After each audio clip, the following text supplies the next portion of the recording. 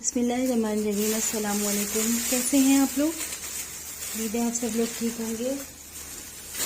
आज कुछ सब्जियां थी जो फास्ट से मैंने मंगवाई हैं और वरीशा ईशा भी मेरे साथ सब्जियों की सेटिंग करा रही हैं। सब्जियां मिर्चें हैं, ये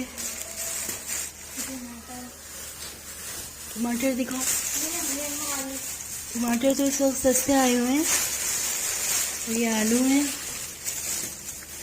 जज़ाकल्लाह भाई, ये फहद मुझे लाके दे देता है। ये प्याज, भिंडियाँ, कल भिंडियाँ बना लें। ये तो फेवरेट है। अलीशा, ये प्याज है, अरवी प्याज है और अरवियाँ भी हैं। अरवियाँ भी आ गई। ये टमाटर और ये छोटी, ये क्या, हरी मिर्ची है, हरी भिंडी है, हरी मिर्च।